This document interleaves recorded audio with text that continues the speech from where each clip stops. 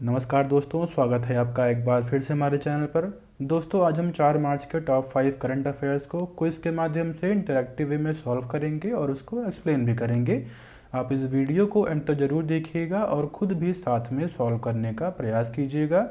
और अगर दोस्तों यह वीडियो आपको अच्छा लग रहा है, डेली आप देख रहे हैं, तो इस वीडियो को लाइक करिए, अपने दोस्तों में शेयर करिए और इस चैनल को सब्सक्राइब नहीं किया अभी तक तो ज़रूर सब्सक्राइब कर लीजिए दोस्तों। तो आइए शुरुआत करते हैं बिना किसी देरी के। हमारा पहला करंट अफेयर है, चुनाव आयोग का प्रावधान किस अनुच्छेद में है? ऑप्शन देख लीजिए, ए 123, बी 111, सी 324, डी 367। आपने इस क्वेश्चन को पढ़ लिया होगा दोस्तों। इसका जो करेक्ट आंसर है वह है सी 324। दोस्तों जो अनुच्छेद 324 है संविधान का, उसमें जो है चुनाव आयोग मतलब इलेक्शन कमीशन ऑफ इंडिया का मेनली मेंशन किया गया है। चर्चा में दोस्तों इसीलिए है क्योंकि अभी हाल ही में सुप्रीम कोर्ट का जजमेंट आया है। इसमें उन्होंने कहा है कि जो इलेक्शन कमीशन ऑफ इंडिया के जो मेंबर्स होते हैं, मतलब जो चीफ इलेक्शन कमीशन होता है, जो 2 इलेक्शन कमिश्नर्स होते हैं, उनको अपॉइंट करने के लिए मल्टी मेंबर बॉडी होनी चाहिए, ना कि जो इस समय प्रेसिडेंट अपॉइंट करता है सेंट्रल गवर्नमेंट के रिकमेंडेशन के बाद। तो उनका कहना है कि अगर ऐसा होता है तो भाई जो चुनाव होता है, हम जानते हैं कि जो इलेक्शन कमीशन ऑफ इंडिया होता है वह मेनली पार्लियामेंट का और स्टेट लेजिस्लेचर्स का, प्रेसिडेंट का, वाइस प्रेसिडेंट का चुनाव इलेक्शन कमीशन ऑफ इंडिया कराता है। तो अगर सिर्फ सेंट्रल गवर्नमेंट के रिकमेंडेशन से जो है उनका अपॉइंटमेंट हो रहा है तो जो चुनाव होगा वो निष्पक्ष बिल्कुल नहीं हो सकता है। और जो इलेक्शन कमीशन ऑफ इंडिया के जो मेंबर्स चुन के आएंगे वो भी एक तरीके से बाध्य रहेंगे, कहीं ना कहीं उसका उनमें उनका इंटरेस्ट इन्वॉल्व रहेगा। तो इसीलिए जो है ऐसा उन्होंने कहा है कि मल्टी मेंबर बॉडी होनी चाहिए, जिसमें उन्होंने कहा है कि एक तो जो है प्राइम मिनिस्टर खुद, और दूसरा लीडर ऑफ अपोजिशन, और तीसरा चीफ जस्टिस ऑफ इंडिया या फिर सुप्रीम कोर्ट का कोई जज होना चाहिए, जो इन तीनों का रिकमेंडेशन के बाद जो है उनके मेंबर्स को जो है अपॉइंट करना चाहिए। ठीक है, इससे क्या होगा, इससे जो चुनाव होगा दोस्तों वह निष्पक्ष तरीके से हो सकेगा। ठीक है, ऐसा उनका मतलब एक तरीके से अपने जजमेंट में उन्होंने कहा है। ठीक है, तो चीफ इलेक्शन ऑफ मतलब जो इलेक्शन कमीशन ऑफ इंडिया है दोस्तों, इसका जो गठन हुआ था वह 25 जनवरी 1950 को हुआ था। ये आप फैक्ट याद रखिए, कुछ एग्जाम में पूछ लेते हैं। ठीक है दोस्तों, हमारा अगला करंट अफेयर है, विश्व वन्यजीव दिवस कब मनाया जाता है? ऑप्शन देख लीजिए, ए 2 जनवरी, बी 3 मार्च, सी 11 अप्रैल, डी 23 दिसंबर। आपने इस क्वेश्चन को पढ़ लिया होगा दोस्तों। इसका जो करेक्ट आंसर है वह है बी 3 मार्च। अभी कल ही हमने जो है विश्व वन्य जीव दिवस मतलब कि वर्ल्ड वाइल्ड लाइफ डे जो है हमने मनाया है। इस साल की थीम दोस्तों partnership for wild life conservation थी। ठीक है दोस्तों, और जो ये वर्ल्ड वाइल्ड लाइफ डे है दोस्तों, यह इसलिए मनाया जाता है क्योंकि इसी दिन साइट्स क्या है दोस्तों, साइट्स एक इंटर गवर्नमेंटल अग्रीमेंट होता है जो वाइल्ड लाइफ मतलब जो वाइल्ड प्लांट्स और एनिमल्स होते हैं उनके जो ट्रेड मतलब होता है, अगर उनके पॉपुलेशन में कोई अगर कह सकते हैं कि डिटोरेशन हो रहा है या फिर कमी आ रही है, तो उसको दूर करने के लिए, उसको जो है प्रिवेंट करने के लिए जो ये साइट्स है दोस्तों, यह इंटर गवर्नमेंटल बॉडी है। और ये 3 मार्च को ही 1975 को जो है एक तरीके से देखा जाए तो जो है इनका एस्टेब्लिशमेंट हुआ था। तो इसीलिए जो है दोस्तों ये वर्ल्ड वाइल्ड लाइफ डे मनाया जाता है। ठीक है दोस्तों, हमारा अगला करंट अफेयर है, प्रेस काउंसिल ऑफ इंडिया के संबंध में कौन सा कथन सत्य है? कथन देख लीजिए, यह एक विधिक संस्था है।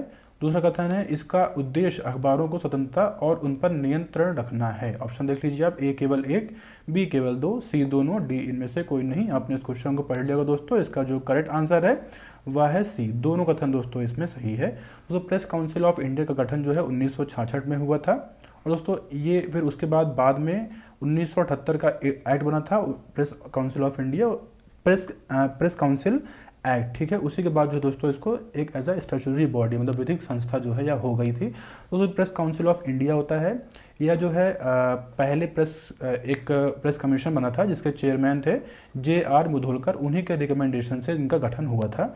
और दोस्तों यह जो है एक तरीके से क्वाजी जुडिशियल बॉडी भी है। मतलब क्या होता है कि जो प्रेस होते हैं, जो प्रेस मीडिया, जो प्रिंट मीडिया, फिर और भी जो मीडिया मेनली होती है, उसको कंट्रोल करने के लिए, मतलब उनको एक तरीके से इंडिपेंडेंटली अपनी बात कह सकें, और जो भी मतलब ऐसे कोई भी मतलब मोनोपोली ना हो कि ऐसी मतलब किसी सिर्फ एक मीडिया की मोनोपोली हो जाए, उन सबको दूर करने के लिए, या फिर कोई भी अगर कोई भी प्रॉब्लम है या फिर कोई भी मतलब ऐसा डिस्प्यूट हो रहा है तो उसमें ये जजमेंट भी देते हैं। और मतलब एज ए सिविल कोर्ट इनका जो कह सकते हैं कि एज ये वर्क करते हैं, और इनका जो डिसीजन होता है वो बाइंडिंग होता है। मतलब किसी भी दूसरे कोर्ट में आप जाके चैलेंज इनके डिसीजन को नहीं कर सकते हैं। ठीक है दोस्तों, तो हमारा अगला करंट अफेयर है, पन्ना बाग अभ्यारण्य कहाँ स्थित है? ऑप्शन देख लीजिए, ए मध्य प्रदेश, बी उड़ीसा, सी महाराष्ट्र, डी पश्चिम बंगाल। आपने इस क्वेश्चन को पढ़ लिया दोस्तों। इसका जो करेक्ट आंसर है वह है ए मध्य प्रदेश। दोस्तों मध्य प्रदेश में एक जिला है छतरपुर और पन्ना, वहीं के दोनों दोनों जिलों में यह जो है पन्ना बाघ अभयारण्य जो है स्थित है, और मध्य प्रदेश का 5वां बाघ अभयारण्य है।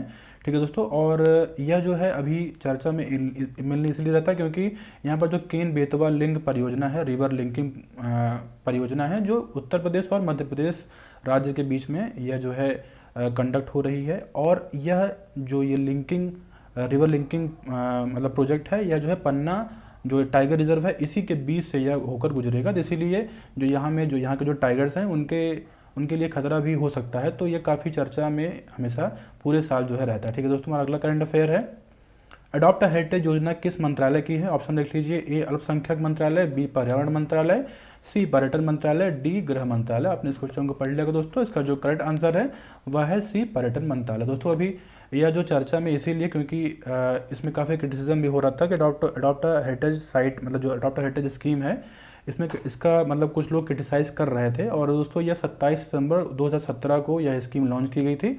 और मेनली इसमें क्या है कि दोस्तों कि जो भी क्या है कि मतलब इसमें जो भी हमारे हेरिटेज साइट्स हैं, जो मॉन्यूमेंट्स वगैरह हैं, उसमें जो प्राइवेट बॉडीज़ हैं या फिर कोई भी ऐसी बॉडीज़ अगर है, कोई भी कंपनी है, अगर वो मतलब उनको जो है अडॉप्ट करती है एज मतलब उनको मॉन्यूमेंट मित्रा कहा जाता है, और फिर वो उसका एक तरीके से डेवलपमेंट करते हैं अपने हिसाब से, जो CSR मतलब कॉर्पोरेट सोशल रिस्पॉन्सिबिलिटी के अंतर्गत वह उसका डेवलपमेंट करते हैं।